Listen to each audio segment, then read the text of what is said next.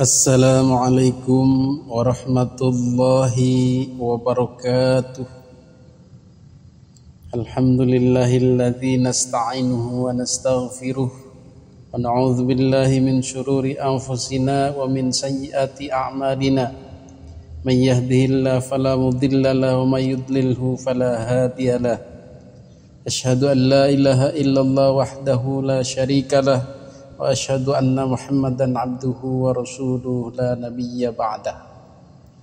Amma ba'du, para hadirin netizen yang dimuliakan Allah Subhanahu wa taala.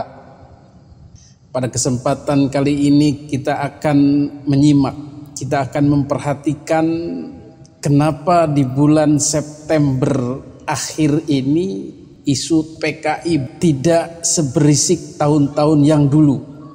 Kalau dulu-dulu di tanggal muda pun sampai sebulan penuh itu selalu digoreng-goreng, selalu dibahas-bahas isu tentang kebangkitan PKI. Sehingga dalam satu bulan itu banyak propaganda-propaganda, banyak dakwah-dakwah, banyak ceramah-ceramah. Majelis-majelis dihiasi dengan propaganda PKI bangkit, waspadai PKI. Si ini PKI, si itu PKI, gaya-gaya PKI, dan segala macam berita menyeramkan tentang akan munculnya hantu PKI ini. Itu dulu-dulu. Tetapi kok semakin kesini semakin sepi, tidak berisik lagi seperti tahun-tahun dulu. Apa itu penyebabnya? Apakah PKI-nya memang sudah ditangkap atau bagaimana? Seperti sudah dijelaskan di video sebelumnya, orang-orang yang gemar menyebarkan isu seram ini adalah Habib Rizik Syihab, Habib Bahar Smith, dan Ustadz Alfian Tanjung. Tiga orang inilah yang getol sekali berjualan PKI. Di mana-mana bicara PKI, di mana-mana menakut-nakuti orang dengan PKI, dengan komunis, dengan Cina, dan lain-lain. Bahkan banyak yang menuduh Presiden Jokowi itu berketurunan PKI. Namun pada kenyataannya tiga orang ini adalah promotor atau penggagas NKRI bersyariah atau negara Indonesia bersyariah dan cenderung kepada Islam-Islam luar negeri atau Islam transnasional. Dan tiga orang ini juga adalah sering keluar masuk bui atau penjara. Jadi residipis Islam gitu. Maka kita sebagai warga muslimin Indonesia harus sadar, harus waspada bahwa orang-orang seperti ini akan membawa kita kepada kemudaratan. Terbukti mereka sendiri sudah membawa mudarat bagi diri mereka masing-masing. Memprovokasi orang, memfitnah orang, di penjara, kemudian balik lagi provokasi, dan begitu seterusnya hidupnya. Sehingga berputar-putar di situ dan berusaha mengajak orang lain untuk ikut gaya mereka dan ikut di penjara seperti mereka. Nehi meregehese. Hadirin yang dimuliakan Allah Subhanahu wa taala. Ada teman beranalisa bahwa sepinya isu PKI tahun ini atau tidak seberisik tahun-tahun kemarin adalah karena banyak publikasi, banyak informasi-informasi yang diketahui masyarakat bahwa salah satu klannya yaitu marga Al-Aidid atau Al-Aidid itu terlibat dalam pemberontakan PKI. Sudah dibahas banyak orang di video-video bertebaran bahwa Muso pimpinan PKI 46, kemudian DN Aidid pimpinan PKI 65 pemberontakan tersadis tahun 65, kemudian Barakbah di Kalimantan adalah justru berasal dari klan Ba'alwi, marga-marga Ba'alwi. PKI itu di depan matamu, keluargamu sendiri gitu loh, yang memecah belah bangsa ini. Kalau misalkan Kang Ustadz Alfian Tanjung misalkan ya, mengarang buku PKI, loh Kang, sampai nggak tahu sejarah PKI awal, PKI kedua. Siapa mereka? Mereka itu dari kalangan Habib Ba'alawi yang mengaku sebagai keturunan Kanjeng Nabi kita. Lalu dipercaya sampai sekarang Habib Ahmad Sofyan Barobah, Habib Fahrul Barobah itu masih dimuliakan oleh umat Islam Kalimantan. Karena apa? Umat Islam Kalimantan sudah termakan keyakinan bahwa keturunannya Kanjeng Nabi. Walaupun ini dibantah atau ditolak oleh Robitoh Alawiyah, kami tidak punya catatan mereka-mereka itu, mereka bukan Ba'alwi. Tetapi setelah kita telusuri, terutama marga Aidid atau Aidid memang adalah marga Ba'alwi dari Yaman. Menurut catatan Republika, marga ini memang berasal dari Yaman. Ini dibenarkan oleh Ketua Perkumpulan Marga Aidid di Indonesia, yaitu Habib Alwi bin Hussein Aidid. Jadi marga Aidid ini diambil dari sebuah wilayah berbatu di Hadramaut di Yaman sana.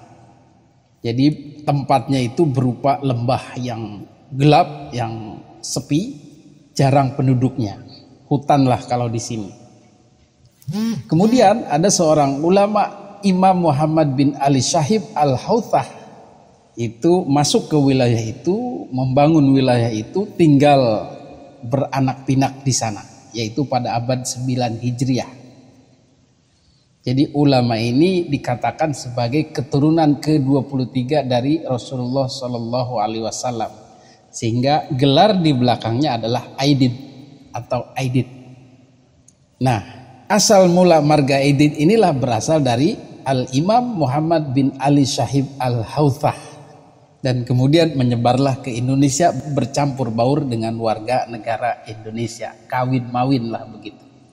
Tetapi dari jalur laki-laki biasanya dilestarikan marganya Al-Aidid, walaupun ibunya misalnya orang Nusantara, maka sifat kearabannya mungkin sudah mulai hilang, kulitnya, hidungnya dan lain-lain. Tetapi dari jalur ayah biasanya masih nyambung kepada marga Al-Aidid Ba'alwi.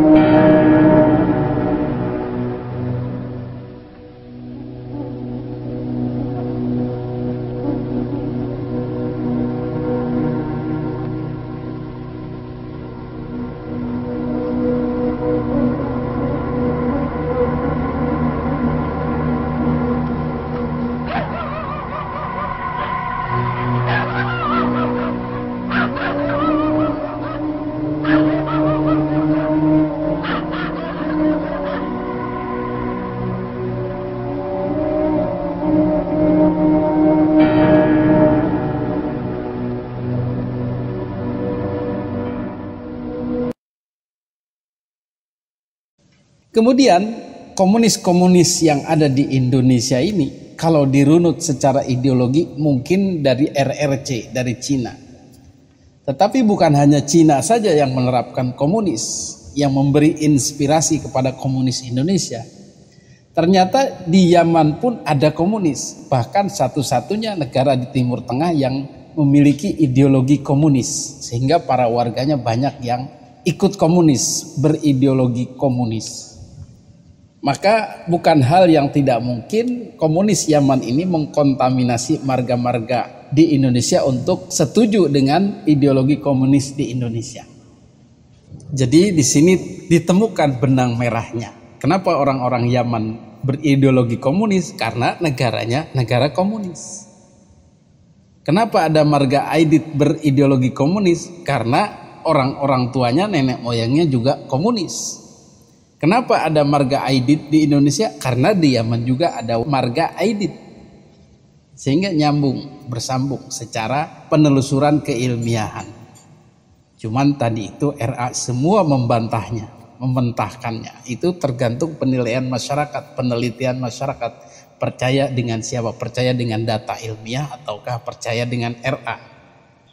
Hadirin yang dimuliakan Allah Subhanahu wa taala, kembali lagi tadi ke sepinya isu komunis di bulan ini, di tahun ini, bisa jadi adalah kegamangan dari kalangan mereka sendiri yang ternyata dikait-kaitkan dengan komunis Indonesia. Jadi logikanya begini, kalau kita ramaikan isu komunis ini, maka yang terserang adalah marga kita sendiri, yaitu Aidit. Jadi semakin kita berjualan PKI, semakin kita yang diserang. Lu sendiri PKI, gembongnya PKI di lu sendiri, di Baalwi sendiri. Nah ini kan sama dengan tindakan bunuh diri. Sehingga alhamdulillah isu PKI ini sekarang sepi, karena penjualnya sudah gulung tikar. Alhamdulillah. Itulah sedikit analisa tentang sepinya jualan PKI di tahun ini, di bulan ini. Mudah-mudahan hantu PKI ini tidak disebar-sebarkan lagi untuk menakut-nakuti warga muslimin Indonesia. Cukuplah isu itu menjadi sejarah yang kita ambil pelajarannya, ambil hikmahnya, supaya jangan sampai terulang lagi di masa yang akan datang. Yang penting adalah bagaimana ideologi itu memerangi Pancasila, menjungkalkan Pancasila, melawan kepada Pancasila, sehingga mereka akan melakukan pemberontakan-pemberontakan yang salah satu diantaranya adalah menghancurkan Pancasila terlebih dahulu. Mau itu PKI, mau itu HTI, mau itu FPI lama, mau itu Jamaah Islamiyah, sama saja.